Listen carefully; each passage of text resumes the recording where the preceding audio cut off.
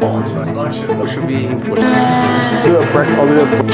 And Dan has a... Oh, I didn't realize. Back to Yeah. Hey guys, welcome back to the channel. This is MFJJ. We are building a bow today for Bob Lagassa. We call him Legendary. The legend. You know the guy who wears the Borat swimsuit at Total Archery Challenge? We're gonna build him a bow today. It's gonna be a Matthews and we're gonna be biased, but I'm gonna dig in on Josh and get some tips out of him, and we're gonna get to know Bob a little bit more. Bob's the greatest. Join us.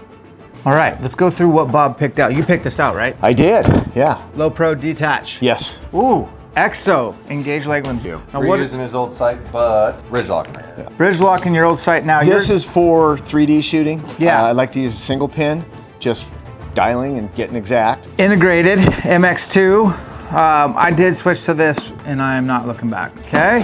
Here's the baby. What color did you order? Amber. So these are hard to come by. You know what I mean? Like Josh is the only shop I know of that. I was amazed at what he has hanging in that wall. So you went with 29 and a half, huh? No, that's... No, 33. That should be 33. So That's 29 and a half, What yo. the frick? I grabbed the wrong one. I'll be right back. He had one job. One JOB. We are going, are you going to Big Sky with us? Yes, I am. Okay. You tell lots of jokes? I will. Are you gonna wear the Borat swimsuit at some point? I don't know about the Borat. I gotta come up with something new. Something new and fresh? Yeah. Good, that'd be awesome. You realize we're shooting against, not with, Bodie Turner and Joel Turner. And we don't like those guys, man. Honestly, like Joel thinks he knows everything. Bodie acts like Mr. he's all Know-it-all. nice, but he's just too... My goal is to shoot one target better than Bodie. Like just 1 out of 40 or whatever it's gonna be. So I can work distraction for you on So it. that's what I want to bring up is like, I don't think he's ever heard the kind of stuff that we can talk about. Look out, Bodie Turner, we're coming for you. Hey, he's back. There's a 33. Wow. You had... There's one, the mods. You had one job. And I don't know how to do this and I want to advertise this. All I had to do, and I wanted to put different serving on anyways because I wanted to run halos and my IP4s are just a little, or the halos are just too tight. Well, I used the halos for about 2 weeks and it just destroyed my serving. Correct. So all I really needed to do was just get a thinner serving. Okay. And I've never done serving.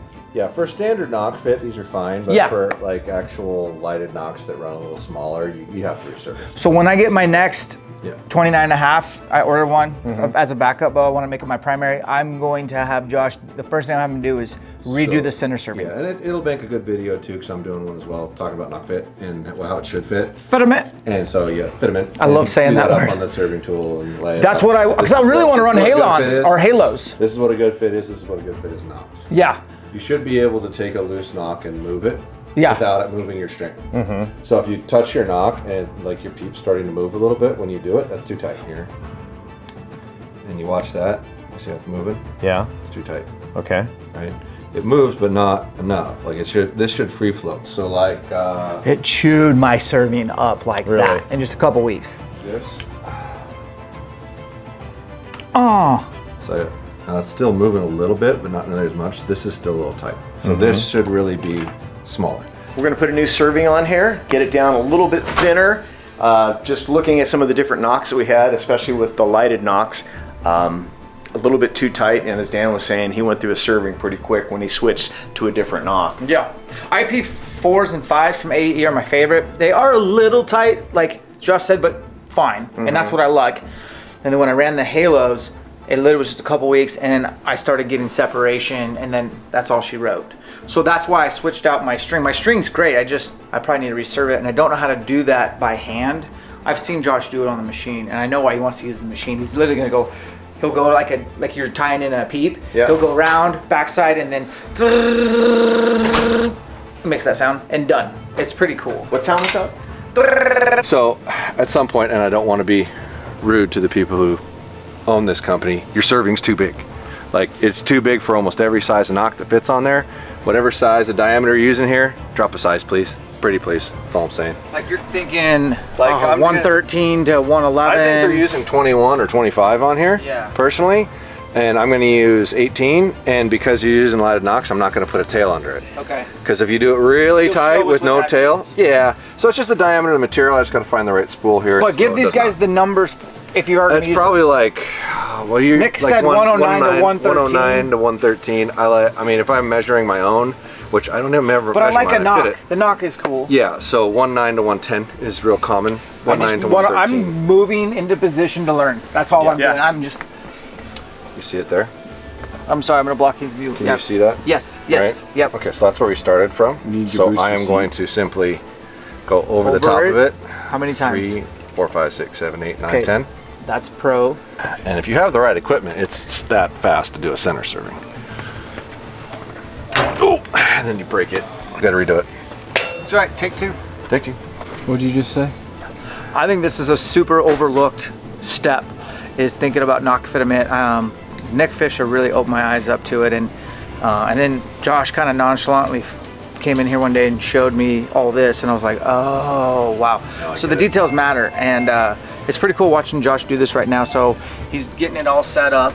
Since I broke the last one. And he's actually feeling tension too on this thing. And if you guys can see at home, look at the color change. This is what Josh said. Yeah. When this machine starts.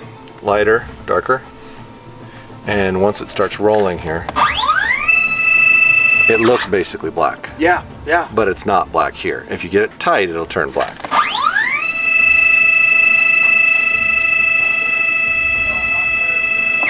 Times turn around that track, I stopped scrolling. There you go. That's what you want. Is that perfect right there, or is that too loose? Hell, I got it. Oh, you whip the hip? No, that's ideal. Because you're gonna have a soft knot above it and below it. Yeah. And it's not like you can really turn the knock left and right. So if you grab it and you can like do this with it, which Justin would argue he even likes it like that. He wants there to be as little resistance as possible. We kind of go back and forth on that. But that is like a perfect knot fit for your larger knock, because they are going to be different. And then you put this on here and it still doesn't move the string when you move it back and forth, because halos are small. If you were just going to run a halo, I'd even go smaller. Okay. But if you're not, if you're going to switch back and forth, that's a perfect fit.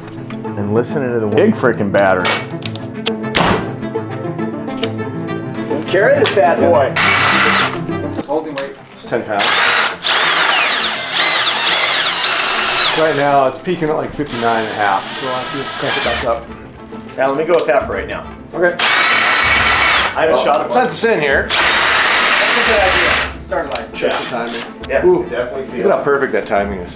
Perfecto. right on. Yeah, like you could put a piece of paper in there and a piece of paper in there. It's perfect. Must be nice. All right, so we need to bring the cams towards the rest or towards the riser with this. So we're gonna decide which one of these cams we're gonna move. And here's how we're gonna decide. Run these all the way back to the stops and then see which one of these cams is leaning more, and we'll move that one. What you want is these pointed at each other, like as close to each other as possible. This is a spot hog laser tool. This tells you what your cam's pointed at the other direction. All right, and I'm on the rubber right now, so I gotta come off it just a little bit. And you see it's lining up there. So this one's actually pretty darn close. So we're gonna check the other side, and that one's actually pretty close. So it's not gonna matter which one we move because they're basically the same. We're just gonna have to move one a little bit. And because these rests are Matthews and they're for these bows, the rest is already sitting left to right where you want it. So you kind of don't want to monkey with it that much. So if you can avoid moving the rest and move your top hats instead, you're probably better off. And that's enough of a tear, you're probably going to need to move the top hat. If you had a tear that's from knock to point, maybe that much, you can move that with your rest. Anything beyond that, you probably need to move the top hat. So what are you doing? Removing the top hat from the limb assembly, pocket assembly, and then comparing which one's which. Now if you see, there's one line and two line on those, and they're all the way away from the spacer, which means they're the closest to the middle, right? And then a single line and a double line always go to each other. So if you lay these down like this, they look the same. They're a little hard to see because it's all black and it's just cut, but that's how they identify it. So we're gonna put this one over here and this one over there, and that means we move 20 thousandths this direction with the cam, because they're 20 thousandths minimums. And then there's 3 different sizes of these, and by going from one side to another with each one, rotating them, you can actually move the cam 6 different positions. I'll let you know. Wow. Just like that. Bullet. Yeah, exactly. Lovely. Perfect. Some minor adjustments on my site because we pulled this off my old bow.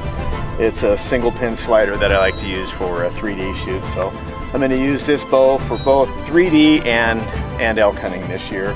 Typically I have one bow for each, but this year, since I'm getting this so late in the season, or you know, at the start of summer, I want to get dialed and have this ready for elk season. I'm liking it so far.